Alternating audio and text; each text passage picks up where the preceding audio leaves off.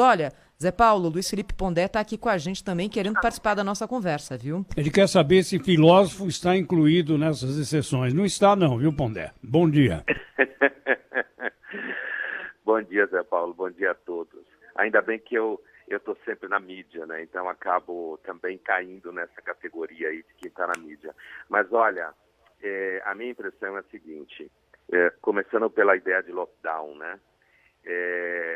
Eu já acho a quarentena necessária, mas difícil de ser implementada, como a gente está vendo. A epidemia, ela, como é a epidemiologia em medicina, é uma especialidade da medicina que tem um pé na biologia, né, e outro pé na sociologia. Então, a epidemia segue contornos sociais. Eu acho que medidas como lockdown aqui em São Paulo, e mesmo no resto do Brasil, são medidas muito complicadas, porque muita gente, se você trancar em casa, na verdade vai ser, eu vou exagerar na analogia, mas vai ser como no combate à peste, em que se emparedava pessoas que tinham alguém com peste na família. Acho muito complicado, e eu temo também o fato de que, às vezes, a própria classe média ou classe média alta pensa que está na Nova Zelândia, sabe? E imagina que você consegue implementar um lockdown em São Paulo, no Brasil, com o mesmo tipo de logística. Eu fico imaginando como seria para a polícia, por exemplo, que tem que evitar que roubem cargas e assaltem pessoas na rua, como que seria para a polícia conseguir exatamente identificar quem tem justificativa ou não de andar na rua. Então, eu tenho a minha impressão é a seguinte, é que a gestão em São Paulo, ela tenta encontrar métodos que não corram o risco de serem claramente desmoralizados à tentativa do endurecimento. O rodízio, com todos, eu estava acompanhando a discussão de vocês, eu acho que primeiro o rodízio tem uma intenção um pouco psicológica de gerar um certo pressentimento de que a coisa pode piorar e, nesse sentido, as pessoas respeitarem mais a quarentena e o confinamento.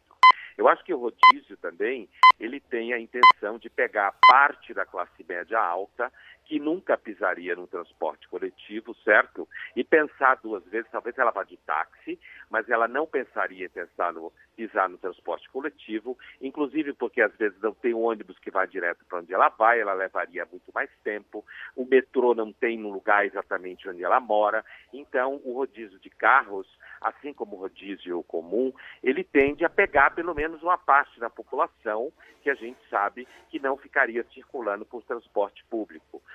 É claro que pessoas que teriam, então, assim, o maior hábito, a maior predisposição psicossocial para circular no transporte público, poderia deixar seu carro em casa e ir pelo transporte público. Ainda tem o fato de que para famílias que têm 2 carros e por acaso tiver carro par e ímpar, ela pode fazer como muita gente no rodízio comum faz, usar o outro carro. Então eu sei que tem uma gama de furos, né? Mas é mais fácil a rigor para a Prefeitura e o Estado controlar isso, porque controla via multa, como ele já controla todo mundo. Enquanto que o endurecimento no nível lockdown, grosso modo, me parece muito complicado. Eu não estou nem discutindo a economia do ponto de vista do impacto econômico. Eu estou discutindo mesmo a viabilidade, sabe? De você conseguir... Diga.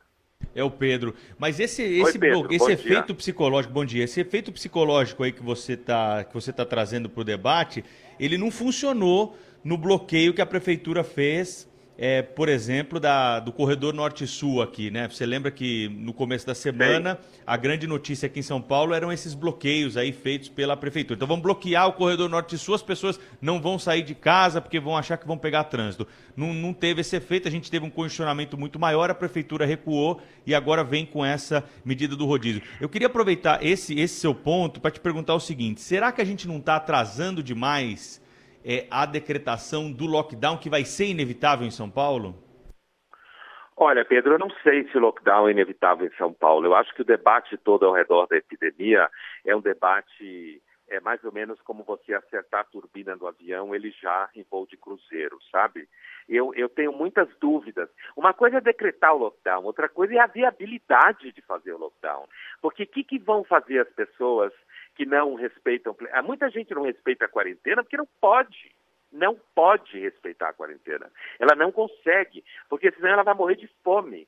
Imagine se você fizer um lockdown, por exemplo, e suspender todos os entregadores de comida delivery, por exemplo, né? Então, assim, eu acho que às vezes a gente olha o lockdown como num cenário sociopolítico econômico que não é o nosso. Outra coisa é o seguinte, com relação ao bloqueio, me parece que tem duas questões em jogo. O primeiro, o bloqueio criou trânsito e, inclusive, fez com que gente do corpo médico não conseguisse chegar onde tinha que chegar.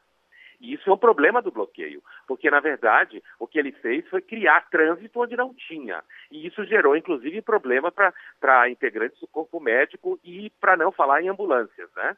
Outra coisa, o rodízio, já existe uma espécie de preparo de hábito psicológico na população de São Paulo para entender o que significa um rodízio.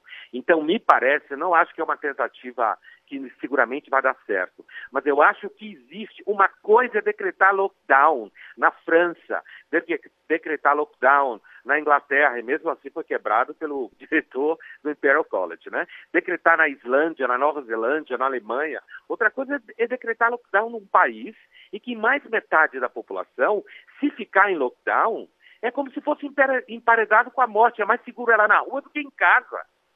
Então, às vezes eu acho que a gente importa ideias, sabe? A gente importa ideias, e já o nome inglês é um pouco representativo disso, né? Estão traduzindo lockdown por tranca-rua, né? O nome do Exu, para ficar mais, mais compreensível. Tem gente que acha que lockdown é o nome de uma pessoa, né? Então, é claro que isso são só figuras anedóticas, mas assim, eu tenho sérias dúvidas com relação à viabilidade logística da implementação do lockdown, a não ser que ele funcione pelo terrorismo. Então as pessoas comecem a achar que estão às portas da morte, então fiquem em casa. Mas aí é que tá, nós não temos um comando único, né? Que dê um norte para as pessoas. Esse é um dos grandes problemas. Aliás, há um vácuo, né? Essa expressão foi usada.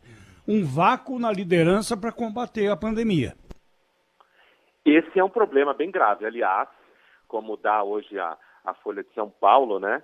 A revista Lancet, uma das maiores revistas de ciência do mundo, no seu editorial, faz referência ao Bolsonaro como sendo um pior ou mais grave empecilho ao combate da epidemia no Brasil. Um país com mais de 200 milhões de habitantes, o sexto país em tamanho do mundo, né, que tem uma direção irresponsável, seguida por, grosso modo, cerca de 30% de irresponsáveis, que vão em todos os níveis sociais, seja, inclusive médicos que são bolsonaristas, existem, jornalistas que são bolsonaristas, né? Empresários que são bolsonaristas. Para não ficar botando na conta contínua só de que se coloca nas classes menos favorecidas, artistas, atores que são bolsonaristas, né?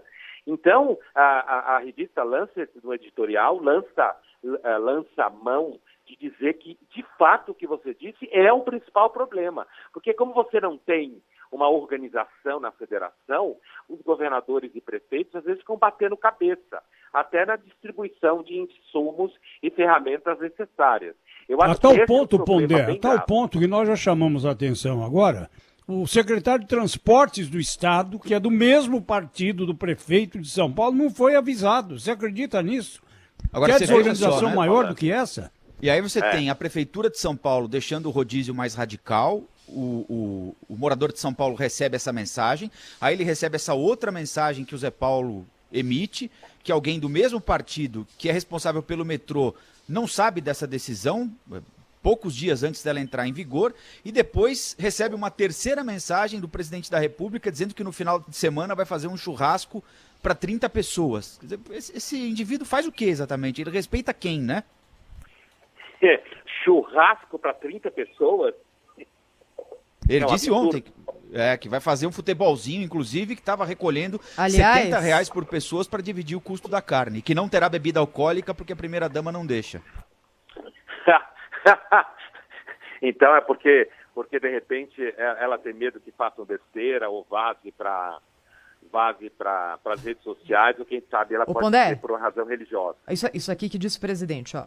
Eu convidei o garoto da CGU, tô cometendo um crime, vou fazer um churrasco no sábado aqui em casa, e convidei aí o Wagner, o ministro da CGU. Vai trazer o filho dele, 13 anos. Isso aqui não olhe pra lá, seu bicho vai pegar, tá certo? E vamos bater um papo aqui, quem sabe fazer uma peladinha, alguns ministros, alguns servidores mais humildes estão do meu lado, ok? Porque eu me coloco no lugar do Wagner, e com toda certeza tem em mim um amigo para esse momento.